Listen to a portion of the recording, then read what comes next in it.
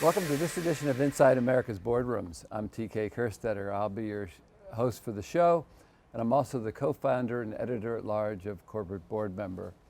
We're here in Napa Valley at the Diligent Director Experience, and actually are sitting in this beautiful weather for this episode. So today we're going to be talking about the keys to selecting the next board candidate. And my guest today that's going to help me talk through this is Hilliard Terry, who's a director with Umpqua Holding Co and Upstart Network Inc. Welcome, Hilliard. Thank you. So, you know, this whole process about skills matrix and whatever, I understand the value of the exercise so that somebody has to think it through. I don't like what I've heard on how they're done. I don't like that it starts to relate to a check the box kind of process. I mean, I'm a former bank president, but it was so long ago, people would check my box for a financial expert, but I can tell you, between you and I shouldn't be having that box checked.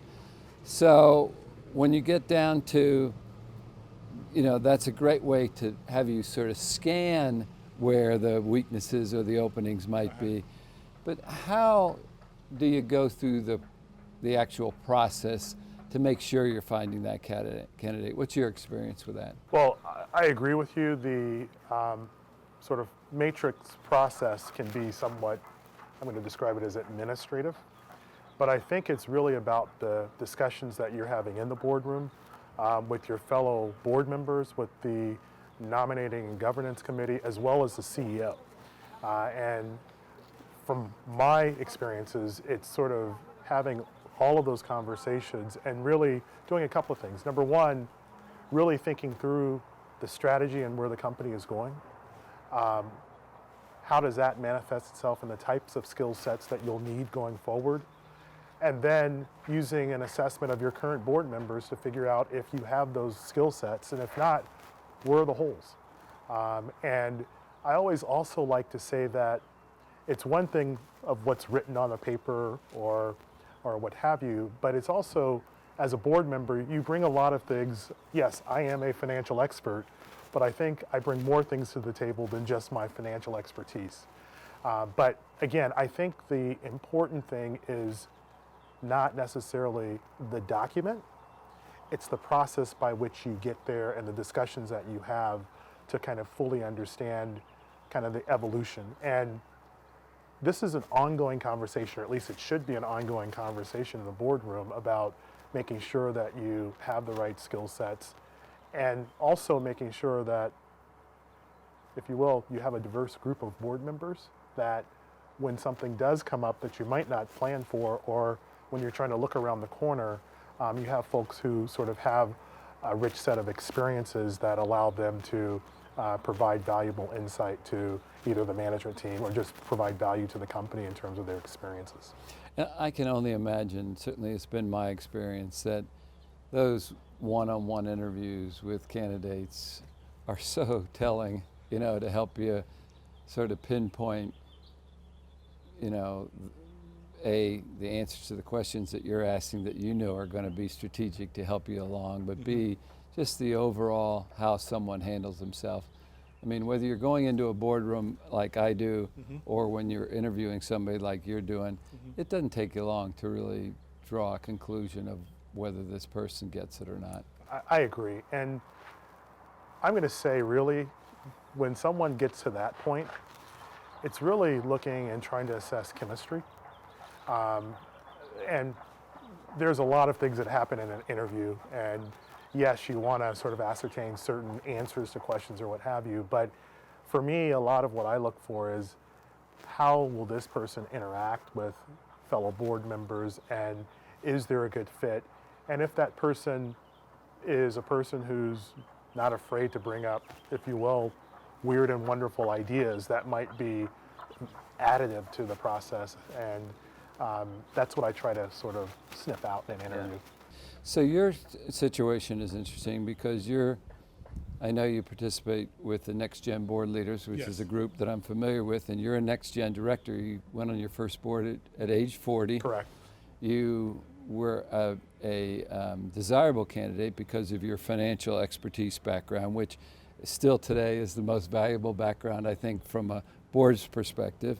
But in the recruitment process, outside of your financial expertise, was anybody asking you about the broader things that you bring to the table? Yes, and while I am a financial expert, let me share a couple of things with you. When I was first recruited to the Umpqua board, I was the treasurer of Agilent Technologies. I was not the CFO.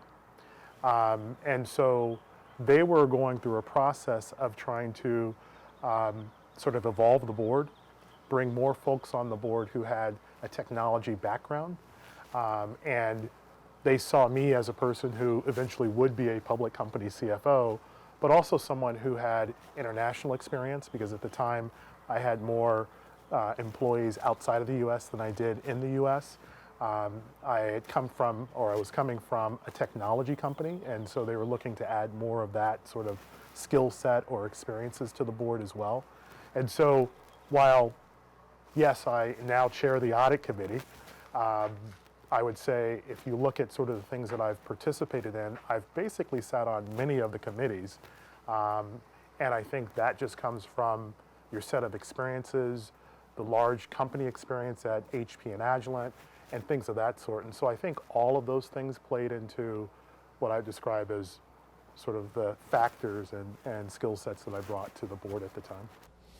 So is it your belief, and I think I'm going to know the answer from you, but I'm going to ask this question anyway. So is it your belief that we're going to start to see younger and younger directors as we look at societal transformation in addition to digital transformation,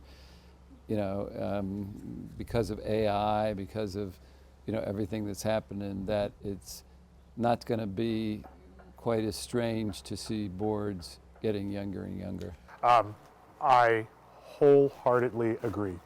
I think if you're true to what you say in terms of trying to figure out your sort of digital strategy or digital footprint and things of that sort, I'll just give this analogy.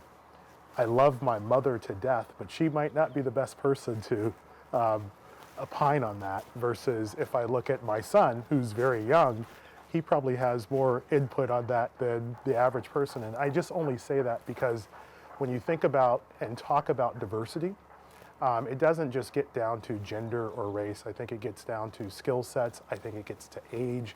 I think there are a lot of things that are important. And at the end of the day, it's the set of experiences that you bring to the table. And just because you're a younger board member doesn't mean that you bring a lesser set of experiences. It just means your set of experiences are different.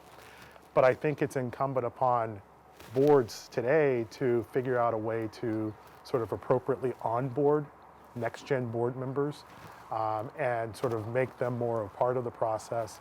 Because if you truly engage with them, I think you're going to get 100%, and you'd be surprised at what you get out of that, just from the standpoint of more richer discussion, more ideas, and ultimately I think it leads to better decisions for the company. Yeah, my observation is in the perfect world, you will have these people that have learned lessons over time, who may not be as sharp as current things, mixed in with the people that are living the current world, who can learn from the lessons of over time. Exactly. And again, I just wouldn't discount the set of experiences that a younger person can have, especially when it comes to dealing with things like social media and things that they're very accustomed to dealing with, but more seasoned board members might not be as accustomed to that, and they might have a different set of sort of views or perspective that would be helpful. Well, Hilliard, I want to thank you for carving out some time for us during the Diligent Directors Experience. It was a pleasure to have you join us. It's a pleasure. Thank you. And that will conclude this edition of Inside America's Boardrooms. We hope you enjoyed the show. We'll be back again next week when we take another look at a critical topic that'll help you be a better board member or committee member. So we'll see you then.